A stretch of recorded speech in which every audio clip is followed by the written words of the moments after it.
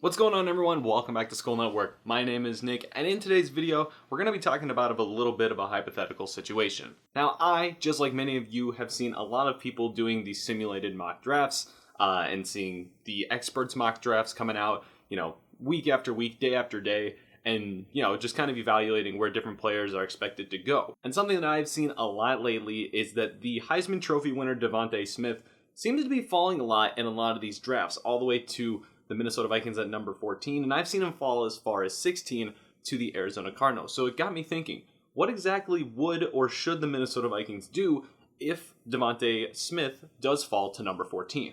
Let's talk about that. Now, of course, option number one is the easy one that a lot of people would probably go with, and they'd say, he's the best player available at that point, more than likely, go ahead and take him.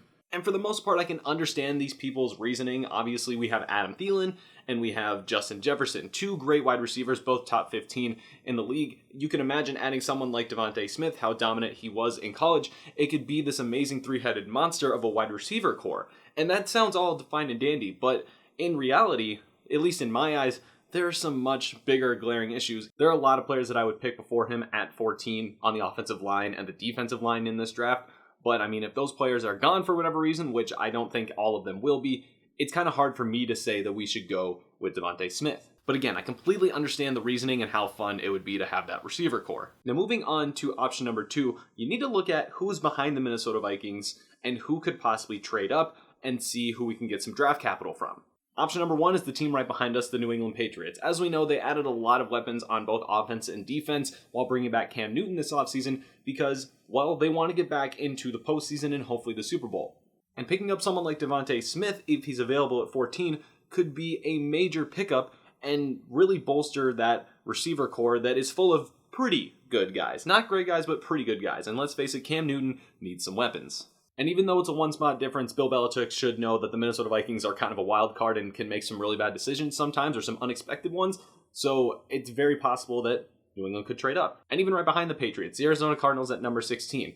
Yes, they have DeAndre Hopkins locked down until 2023, 2024, whatever that is. But Christian Kirk is entering the last year of his deal. Larry Fitzgerald, more than likely going to retire from what it looks like. And it looks like that wide receiver core is falling apart. And Kyler Murray, while he's a great runner, he does still have to show what he can do in the pass game. And with only DeAndre Hopkins and then Christian Kirk for one more year, it's not going to be the easiest thing in the world. So if Devonta Smith is there at 14, there's no reason that the Cardinals shouldn't consider trading up. You could also look at a team like the New York Jets at number 23. Obviously, they're probably going to be taking Zach Wilson at pick number 2 in the draft, but they don't have much for him to throw to at the moment in terms of high-quality receivers or tight ends. So they could possibly go with a tight end at that point. I think that's a really weird spot to take one. But if Devonta Smith is there at 14, like I keep saying, the Jets could possibly move up. I feel like that's one of the more unlikely targets for us to trade back with.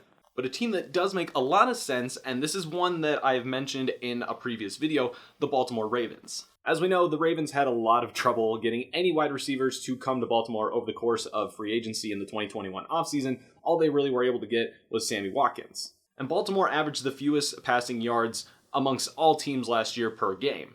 And let's not forget, they had the Orlando Brown situation going on at this moment. He's not happy, he doesn't want to be there, and they're listening to trade offers. We don't know his exact trade value, there's speculation, but that's about it. If Devonta Smith is there at 14, or I guess you could really put this as any of the top wide receivers, but more than likely Devonta Smith, then Baltimore should hop on that immediately because he hypothetically wouldn't last much longer past 14. Lamar Jackson is in need of some sort of top tier weapon. And like I said, Sammy Watkins, he's okay, but if you can get a super young and talented guy that could blow up in this league, in a positive way, then you have to give that a shot. And that could be the way that the Minnesota Vikings could trade back and still end up with Orlando Brown while maybe giving up a little more capital. But it makes things a lot more possible with Baltimore.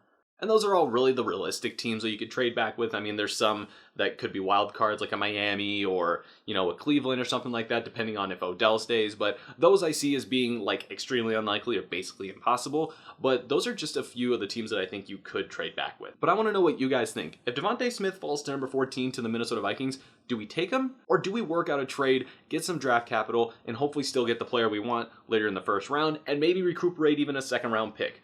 That's going to depend on how those deals could possibly shape up, and you never really know. It's all speculation right now. Let me know in the comments down below what your guys' thoughts are. And that's going to wrap up this video, guys. If you guys are new to the channel, make sure you hit the button down below to subscribe, and if you enjoyed this video, make sure you give it a like as well. If you want to share this video and start more conversations with people that you know, you can do that with anyone on any platform, and if it's a crack around the corner, that is your guys' best option. My name is Nick, and I will see you guys all in the next video. Adios.